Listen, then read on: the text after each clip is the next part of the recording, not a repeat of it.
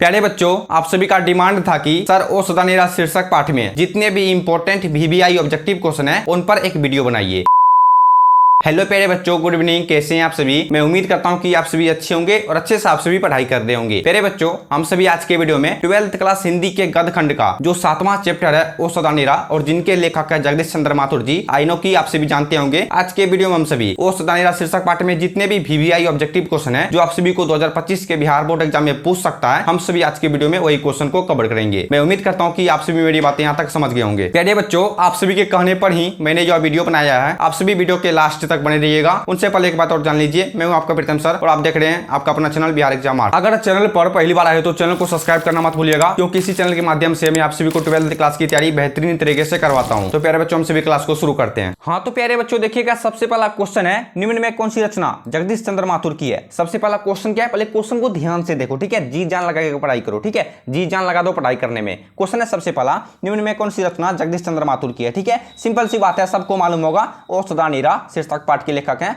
जगदीश चंद्र माथुर जी, ठीक है। क्योंकि हम सभी ओ सदानेरा शीर्षक पाठ ही पढ़ रहे हैं, ठीक है। ओ सदानेरा शीर्षक पाठ में जितने भी मोस्ट वीवीआई ऑब्जेक्टिव क्वेश्चन है, हम सभी वही क्वेश्चन को आज कवर करेंगे, ठीक है। निम्न में कौन सी रचना जगदीश चंद्र माथुर की है? Option number C right answer actually, ठीक है। Option number C is the right answer, ठीक है। या तो कि आप सभी को अब देखना क्वेश्चन क्या है 2 नंबर में, ठीक है। एकदम जी जान लगा के पढ़ाई करो, ठीक है। हम सभी को जब तक याद नहीं होगा तब तक हम सभी वीडियो छोड़ के नहीं जाएंगे, ठीक है। आप सभी ठान लो, जब तक याद नहीं होगा क्वेश्चन हम सभी वीडियो छोड़ के नहीं जाएंगे। आगे आपकी मर्जी। अब देखना क्वेश्चन है 2 नंबर में ओ सदानेरा, ठीक है। ध्यान से देखो, ठीक है, ध्यान से देखो सभी, उसके बाद आप सभी को क्वेश्चन याद हो सकता है, ठीक है।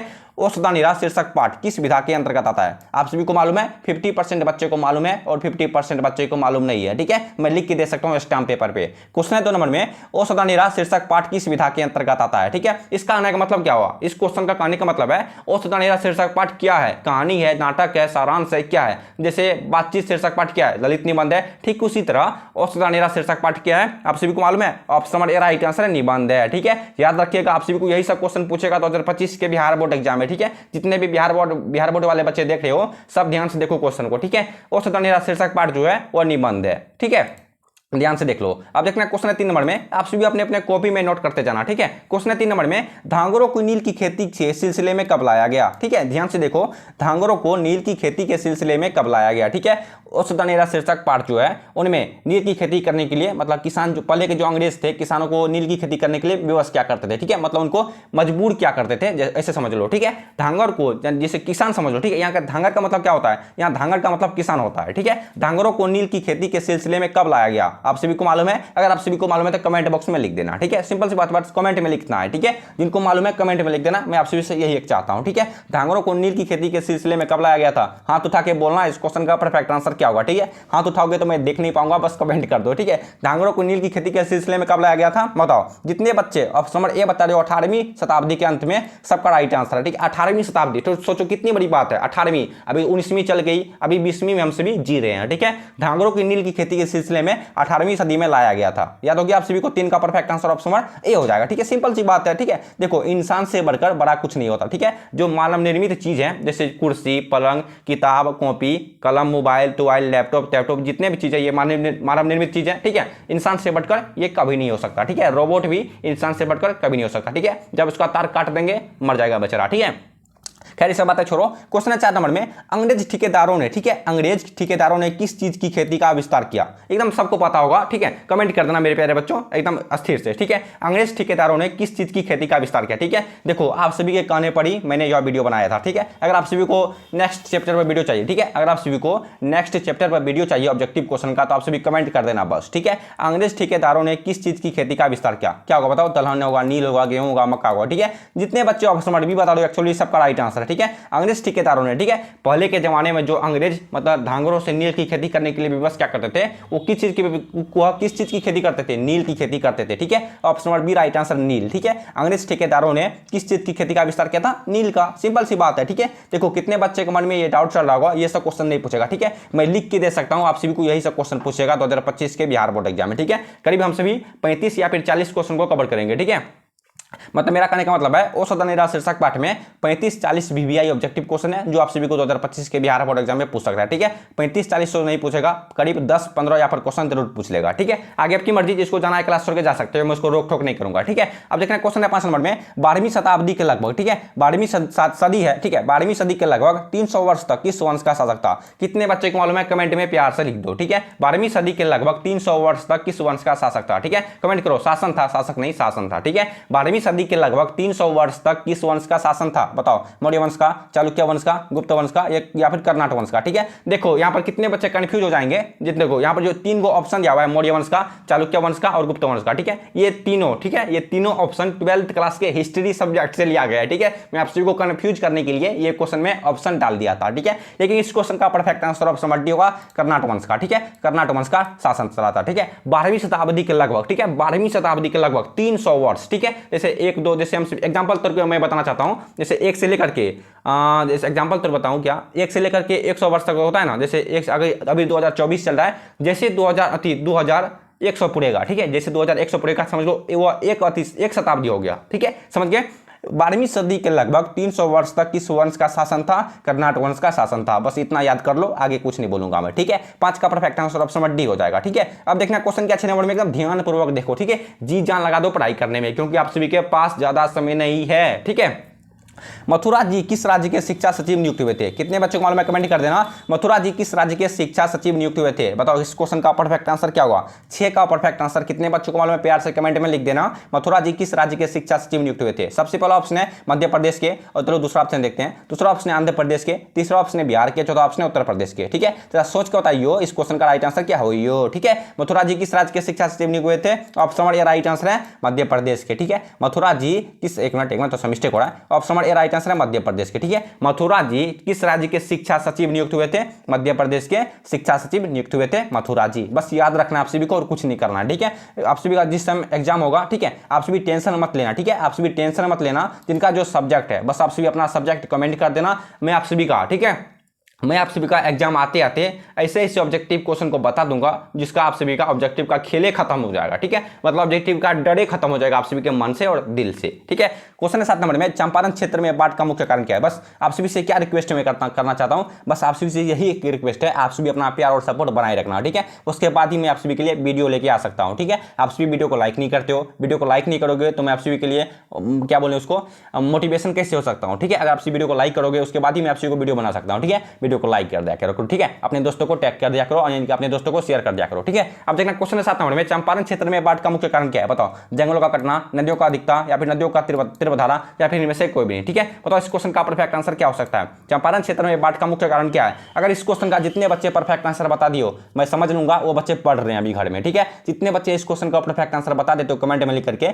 चंपारण क्षेत्र में बाढ़ का मुख्य कारण क्या है, मैं लिख के दे सकता हूं, वो बच्चे घर में पढ़ते हैं। ठीक है, 7 का परफेक्ट आंसर ऑप्शन ए होगा, जंगलों का कटना। ठीक है, जंगलों के कटने से चंपारण क्षेत्र में बाढ़ का मुख्य कारण बढ़ रहा है। ठीक है, चंपारण क्षेत्र में, ठीक है पहले के जमाने की बात है, चंपारण नाम का कोई गांव होगा। ठीक है, जैसे हम सभी मैं महात्मा गांव से बिलोंग करता हूं, ठीक उसी तरह आप सभी शेखपुरा अन्य गांव से बिलोंग करते होंगे। ठीक है, ठीक उसी तरह पहले के जमाने में चंपारण क्षेत्र में एक बाढ़ था, मतलब चंपारण में बाढ़ नहीं था, चंपारण क्षेत्र एक गांव था, वहां पर बाढ़ का मुख्य कारण क्या था? जंगलों का कटना। ठीक है, जैसे आप सभी घर के आसपास जंगल तंगल हो गया, मतलब बड़े बड़े पेड़ पौधे हैं, उनको काट देंगे तो आप सभी का जल, मतलब उधर जल ढेरी का जाएगा। ठीक है, मतलब नदी तदी टूट फूट के आप सभी के घर में पानी लग जाएंगे। ठीक है, ये बोलता हूँ पेड़ पौधा लगाया करो। ठीक है, जल ही जीवन है, ऐसा बात है। चंपारण क्षेत्र में बाढ़ का मुख्य कारण जंगलों का कटना हो जाएगा। ठीक है, ज्यादा एक्सप्लेन करके बताऊंगा तो वीडियो का लेंथ काफी लंबा हो जाएगा। ठीक है, अब देखना क्वेश्चन है 8 नंबर में, ओसदानीरा निबंध बिहार के किस क्षेत्र पर लिखी गई है? ठीक है, ओसदानीरा निबंध बिहार के किस क्षेत्र पर लिखी गई है? आप सभी को मालूम है ये जो ओसदानीरा शीर्षक पाठ है, निबंध है, ठीक है, यह बिहार के किसी क्षेत्र पर लिखा गया है। आप सभी को मालूम है किस क्षेत्र पर?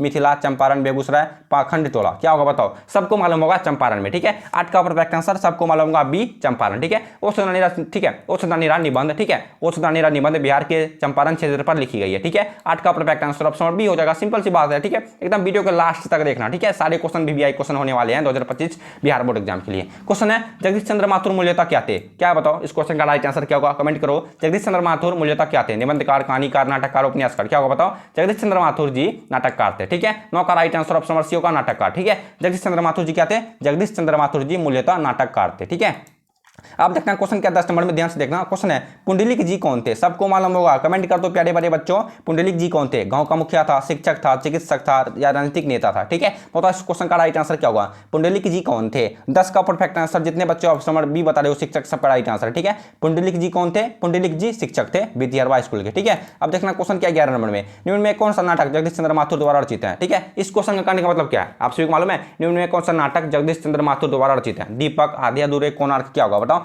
इस क्वेश्चन का परफेक्ट आंसर क्या होगा? जल्दी जल्दी कमेंट करो। निम्न में कौन सा नाटक जगदीश चंद्र माथुर द्वारा रचित है? ठीक है, 11 का right answer option number C Konark हो जाएगा। ठीक है, मैंने आप सभी को शुरू में ही बता दिया था कोणार्क हो जाएगा। ठीक है, निम्न में कौन सा नाटक जगदीश चंद्र माथुर द्वारा रचित है? Option number C is the right answer, Konark हो जाएगा। ठीक है, ध्यान से देखो। ठीक है, कोणार्क वाला आप सभी को पूछेगा बिहार बोर्ड के फाइनल एग्जाम में। अब देखना क्वेश्चन 12 नंबर में, निम्न में कौन सा उपाधि, ठीक है, निम्न में कौन सा उपाधि माथुर जी को मिली या फिर मिला? ठीक है, निम्न में कौन सा उपाधि माथुर जी को मिला? ठीक है, विद्या प्रदीक्षण, विद्या, ठीक है, विद्या प्रदीक्षण, और दूसरा ऑप्शन है प्रदीक्षणा है, विद्या प्रदीक्षणा, और दूसरा ऑप्शन है विद्यावारिधि। ठीक है, विद्यावारिधि, और तीसरा ऑप्शन है विद्या कामनी, चौथा ऑप्शन इनमें से कोई भी नहीं। कितने बच्चों को मालूम है निम्न में कौन सी उपाधि माथुर जी को मिली थी? कमेंट करके लिख दो। ठीक है, 12 का परफेक्ट आंसर क्या हो सकता है? निम्न में कौन सा उपाधि माथुर जी को मिली थी? ऑप्शन नंबर बी, एक मिनट, ऑप्शन नंबर बी होगा राइट आंसर, विद्यावारिधि। ठीक है, 12 का perfect answer option number B हो जाएगा। ठीक है, सबको याद हुआ? 12 का परफेक्ट आंसर क्या होगा मेरे प्यारे बच्चों? 12 का right answer option number B, विद्यावारिधि। वारिधि होगा, यहाँ से देख लो, यहाँ पर वारिधि लिखा हुआ है। ठीक है, यहाँ पर वारिधि लिखा हुआ है। ठीक है,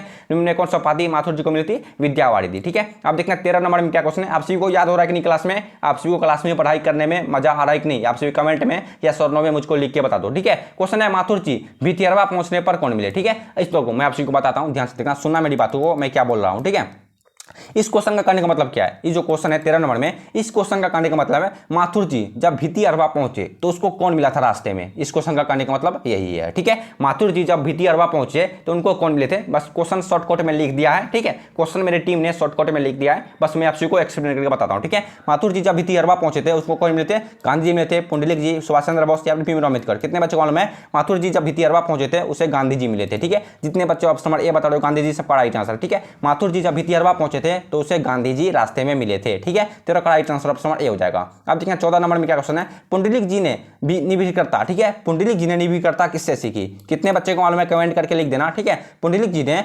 निभिकर्ता किससे सीखी थी? गोखले जी से, गांधी जी से, कृपलानी जी से या फिर गुरु नानक से? कमेंट करो, पुंडलिक जी ने निभिकर्ता किससे सीखी थी? ठीक है, 14 का राइट आंसर क्या हो जाएगा? 14 का right answer option number B होगा, महात्मा गांधी जी से। ठीक है, पुंडलिक जी ने निभिकर्ता गांधी जी से सीखी थी। याद हो आप सभी को, पुंडलिक जी ने निभिकर्ता किससे सीखी थी? गांधी जी से, यानी कि महात्मा गांधी जी से। ठीक है, अब देखना क्वेश्चन है, कर्नाटक वंश के राजा हरि सिंह को किसका मुकाबला करना पड़ा? बहुत ज्यादा VVI क्वेश्चन ये क्वेश्चन। ठीक है, कर्नाटक वंश के राजा हरि सिंह को किसका मुकाबला करना पड़ा? गयासुद्दीन तुगलक, नादिर शाह, अलाउद्दीन खिलजी, कुतुबुद्दीन ऐबक। ठीक है, बताओ इस क्वेश्चन का राइट आंसर क्या होगा? कर्नाटक वंश के राजा हरि सिंह को किसका मुकाबला करना पड़ा? ऑप्शन नंबर राइट आंसर है गयासुद्दीन तुगलक का। ठीक है, गयासुद्दीन तुगलक का होगा। ठीक, तुगलक बोल दिया। ठीक है, कर्नाटक वंश के राजा जो थे हरि सिंह, उसको किनका मुकाबला करना पड़ा था? गयासुद्दीन तुगलक का मुकाबला करना पड़ा था। ठीक है, 15 का perfect answer option number A हो जाएगा, गयासुद्दीन तुगलक का। ठीक है, गयासुद्दीन तुगलक का मुकाबला करना पड़ा था कर्नाटक वंश के राजा हरि सिंह को। याद हो गया? अब देखना 16 नंबर में क्या क्वेश्चन है, ध्यान से देखना। क्वेश्चन है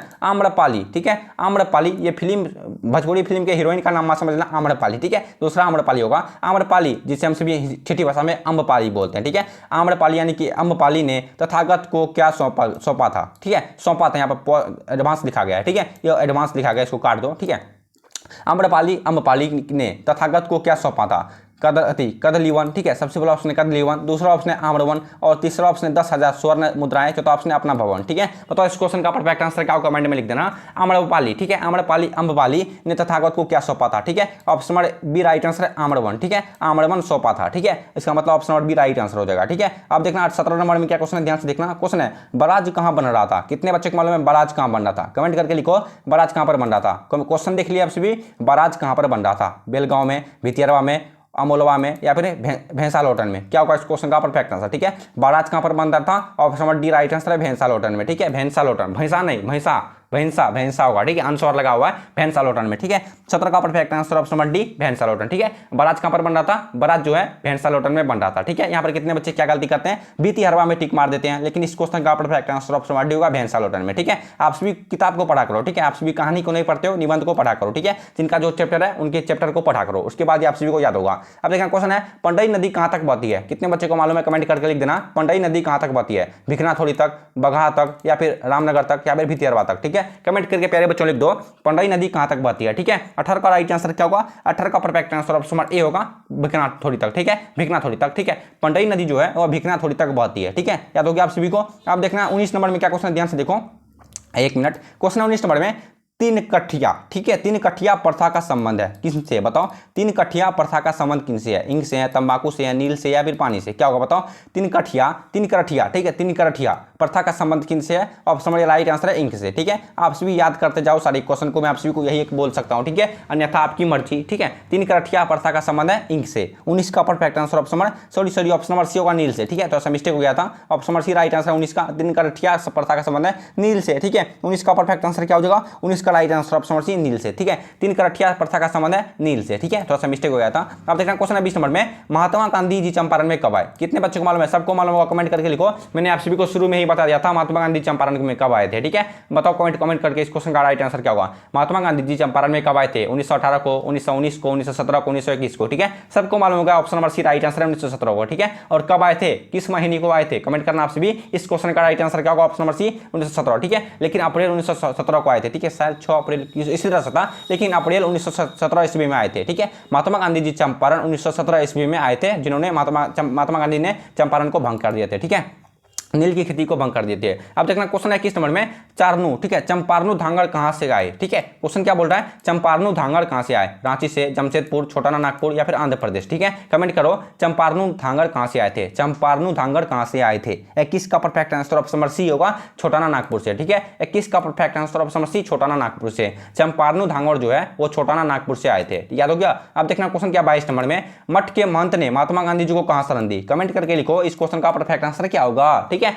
मठ के ने महात्मा गांधी जी को कहां शरण दी थी, option number B right answer है एक महुए के पेड़ के नीचे, ठीक है, महुए के पेड़ के नीचे, याद रखना, क्योंकि आप सभी को यही क्वेश्चन पूछेगा 2025 के बिहार बोर्ड एग्जाम में, ठीक है। मठ के महंत ने महात्मा गांधी को कहां शरण दी थी, option number B right answer है एक महुए के पेड़ के नीचे। अगर आप सभी को यहां तक पढ़ाई करने में अच्छा लगा हो तो वीडियो को लाइक कर देना, और चैनल पर पहली बार आए तो चैनल को सब्सक्राइब भी कर देना, ठीक है। हम सभी बढ़ते हैं नेक्स्ट क्वेश्चन की ओर। आप सभी 23 नंबर में क्या क्वेश्चन है देखना, एक मिनट, क्वेश्चन है जगदीश चंद्र माथुर का जन्म, ये लो, ये कौन सा क्वेश्चन पूछ दिया रे बाबू, क्या होगा इस क्वेश्चन का राइट आंसर रे। जगदीश चंद्र माथुर का जन्म कब हुआ था बताओ, 16 जुलाई 1917, 15 जुलाई 1918, कमेंट चीटिंग मत करना, ठीक है, चीटिंग मत करना, किताब से देख के मत बोलना, ठीक है। ऑप्शन नंबर इसका राइट आंसर क्या होगा, जगदीश चंद्र माथुर का जन्म कब हुआ था, जितने बच्चे ऑप्शन नंबर ए बता रहे हो 16 जुलाई 1917 सबका राइट आंसर है, ठीक है। जगदीश चंद्र माथुर का जन्म 16 जुलाई 1917 ईस्वी को हुआ था, ठीक है। तो इसका परफेक्ट आंसर क्या हो जाएगा, तो इसका perfect answer option number A 23 जुलाई 1917 ईस्वी को, ठीक है। आप देखना एक मिनट तो मिस्टेक हो रहा है। आप देखना 24 नंबर में क्या क्वेश्चन है, ठीक है, आप सभी को याद हो गया 23 नंबर का question, option number A right answer है 23 जुलाई 1917 ईस्वी को, ठीक है। अब देखना 24 नंबर में क्या क्वेश्चन है,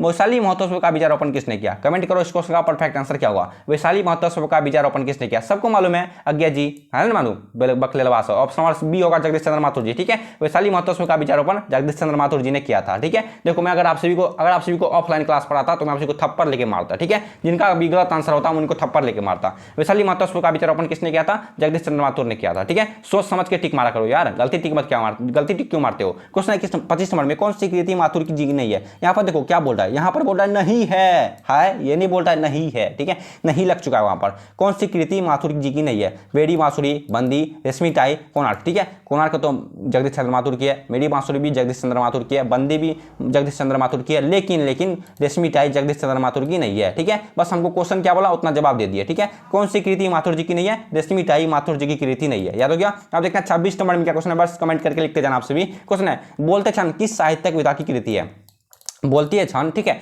बोलते क्षण किस साहित्यिक विधा की कृति है, कमेंट करो, निबंध होगा, कहानी होगा, संस्मरण, आलोचना, क्या होगा बताओ। बोलते क्षण किस साहित्यिक विधा की कृति है, ठीक है। 26 का परफेक्ट आंसर क्या हो जाएगा मेरे शेर एवं शेरनियों, 26 का perfect answer option number A निबंध हो जाएगा, ठीक है। जैसे औषधा निरस शीर्षक पाठ निबंध है, ठीक उसी तरह बोलते क्षण किस साहित्यिक विधा की कृति है, ऑप्शन नंबर राइट आंसर निबंध हो जाएगा, सिंपल सी बात है, ठीक है। आप सभी को यही सब क्वेश्चन पूछेगा, ठीक है, मैंने इस बात को 14 बार बोल चुका हूं। अब देखना क्वेश्चन है 27 नंबर में, औषधा निरा किसको निमित्त बनाकर लिखा गया, ठीक है। क्वेश्चन बोल रहा है औषधा निरा, ठीक है, ध्यान से देखो एक मिनट। क्वेश्चन है है, ओ सदा निरा किसको निमित्त बनाकर लिखा गया? गंगा नदी को, गंडक नदी को, यमुना नदी को या फिर महानदी को। ठीक है, सबका परफेक्ट आंसर है ऑप्शन नंबर बी, गंडक नदी को। ठीक है, गंडक नदी को ओ सदा निरा निमित्त बनाकर लिखा गया था। ठीक है, याद हो आप सभी को, मतलब गंडक मतलब स्वरूप समझो, जैसे मान लो मैं किसी का पेंटिंग बना रहा हूँ। ठीक है, जैसे आपके पिता का पेंटिंग बना रहा हूँ, आपके पिता को मैं बगल में रखूंगा, उसके बाद ही मेरा कहने का मतलब है आपके पिता का हुलिया के बारे में मुझको पता रहेगा, उसके बाद ही मैं आपसे पिता का पैराग्राफ बना सकता हूं, मतलब चित्र बना सकता हूं, है कि नहीं? ठीक उसी तरह उस तरह निराशीर्षक पाठ जो है उनके निमित्त बनाकर लिखा गया था,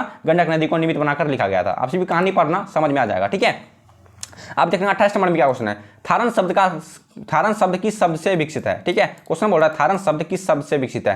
थल, थार, स्थल, स्थान, क्या होगा बताओ? थारण शब्द जो है वो जो है थार शब्द से विकसित है। ठीक है, थारण का मतलब थार होता है। ठीक है, मतलब कार वाला थार नहीं, ब्लैक थार, महिंद्रा थार। थारण शब्द का मतलब दूसरा थार होता है। ठीक है, थारण शब्द का मतलब होता है थार हो जाएगा। ठीक है, स्थान नहीं होगा, स्थल भी नहीं होगा। ठीक है, option number B right answer, ध्यान से देख लो। ठीक है, इसलिए बोलता हूं ध्यान से देखो। क्वेश्चन 29 नंबर में ओ मेरे सपने क्या है? बताओ इस क्वेश्चन का राइट आंसर क्या होगा? जैसे ओ सदा निरा निबंध है, ठीक उसी तरह ओ मेरे सपने क्या है? उपन्यास है, कहानी है, नाटक, क्या होगा बताओ? ओ मेरे सपने क्या है? कमेंट करो मेरे शेर बम शेरनियो, ओ मेरे सपने क्या है? 29 का right answer option number C है, नाटक है। ठीक है, ओ मेरे सपने नाटक है, बस कमेंट करके याद करते जाना। ठीक है, अब देखना क्वेश्चन 30 नंबर में गौतम बुद्ध का आविर्भाव कब हुआ था? ठीक है, क्वेश्चन बोल रहा है गौतम बुद्ध का आविर्भाव कब हुआ था? बताओ, 2000 वर्ष पहले, 3000 वर्ष पहले, 2500 वर्ष पहले या फिर इनमें से कोई भी नहीं। ठीक है, कमेंट करो गौतम बुद्ध का आविर्भाव कब हुआ था। ठीक है, जितने बच्चे ऑप्शन नंबर ए बता रहे हो सबका गलत आंसर है, और जितने बच्चे ऑप्शन नंबर बी बता रहे हो सबका गलत आंसर है, और जितने बच्चे ऑप्शन नंबर सी बता रहे हो 2500 वर्ष पहले सबका राइट आंसर है। ठीक है, गौतम बुद्ध का आविर्भाव 2500 वर्ष पहले हुआ था। ठीक है, मतलब 1750 ईस्वी के आसपास में हुआ था। ठीक है, गौतम बुद्ध का आविर्भाव 2500 वर्ष पहले हुआ था, यानी कि 1750 ईस्वी के आसपास हुआ था। ठीक है, अब देखना क्वेश्चन क्या 31 नंबर में, राजा हरि सिंह देव को किसका मुकाबला करना पड़ा था? बस इस क्वेश्चन को मैंने दोबारा बोल दिया। ठीक है, राजा हरि सिंह देव को, ठीक है, राजा हरि सिंह देव को किसका मुकाबला करना पड़ा? गयासुद्दीन तुगलक का, अकबर का, जहांगीर का या फिर बाबर का? ठीक है, सबको मालूम है गयासुद्दीन तुगलक का। ठीक है, राजा हरि सिंह देव को गयासुद्दीन तुगलक का मुकाबला करना पड़ा था, उससे फाइट करना पड़ा था, लड़ाई। ठीक है, जैसे हम सभी आज के जमाने में साउथ मूवी देखते हैं, ठीक उसी तरह पहले के जमाने में युद्ध होता था, युद्ध भाला लेकर मारता, इधर से भाला लेकर मारता, उधर से भाला लेकर मारता था, इधर से तीर मारता था, उधर से तीर मारता था। ठीक है, राजा हरि सिंह देव को तो गयासुद्दीन तुगलक का मुकाबला करना पड़ा था, बस याद करते जाओ। ठीक है, आप सभी वीडियो को लाइक करिए कि नहीं? आप सभी वीडियो को लाइक कर दिया करो। ठीक है, ओ सदा निरा के लेखक कौन है? कितने बच्चों को मालूम है ओ सदा निरा के लेखक कौन है? जगदीश चंद्र माथुर है, सिंपल सी बात है, ऑप्शन में राइट आंसर है जगदीश चंद्र माथुर जी। ठीक है, क्योंकि हम सभी ओ सदा निरा शीर्षक पाठ ही पढ़ रहे हैं। ठीक है, ओ सदा निरा शीर्षक पाठ के लेखक जगदीश चंद्र माथुर जी। ठीक है, अब देखना 33 नंबर में क्या क्वेश्चन, ध्यान देखना। हाँ तो प्यारे बच्चों, आप सभी को 32 नंबर के क्वेश्चन का आंसर याद हो गया। ओ सदा निरा के लेखक कौन है? जगदीश चंद्र माथुर जी, ऑप्शन में राइट आंसर है। ठीक है, अब देखना 33 नंबर में क्या क्वेश्चन है, कोणार्क के नाटक कौन है? सिंपल सी बात है, कोणार्क के नाटक कौन है? बस आप सभी कमेंट कर दो जल्दी जल्दी, कोणार्क के नाटक कौन है? मैंने आप सभी को बता दिया है, कोणार्क के नाटक है जगदीश चंद्र माथुर जी। ठीक है, कोणार्क शीर्षक पाठ के लेखक कौन है? जगदीश चंद्र माथुर जी, यानी कि option number B right answer हो जाएगा। ठीक है, अब देखना 34 नंबर में क्या क्वेश्चन है, 10 तस्वीर के रचनाकार कौन है? ठीक है, 10 तस्वीर के रचनाकार कौन है? रामवृक्ष बेनीपुरी, जगदीश चंद्र माथुर, जय कृष्ण मूर्ति या फिर उदय प्रकाश? ठीक है, कमेंट करो 10 तस्वीर के रचनाकार कौन है? ठीक है, 34 का परफेक्ट आंसर क्या होगा मेरे प्यारे बच्चों? 34 का परफेक्ट आंसर क्या होगा? 34 का perfect answer option B Jagdish Chandra Mathur ji. ठीक है, क्योंकि हम सभी ओ सदा निरा शीर्षक पाठ पढ़ रहे हैं और उनके लेखक हैं जगदीश चंद्र माथुर जी। ठीक है, 10 तस्वीर के रचनाकार कौन है? Option number B right answer है जगदीश चंद्र माथुर जी। ठीक है, अब देखना क्वेश्चन क्या 35 नंबर में। ठीक है, देखो मैं आप सभी को ओ सदा निरा, ठीक है, ओ सदा निरा शीर्षक पाठ का सारा ऑब्जेक्टिव क्वेश्चन मैंने बता दिया है। ठीक है, आगे आपकी मर्जी। अब देखना 35 नंबर में क्या क्वेश्चन दिया है, ध्यान से देखना।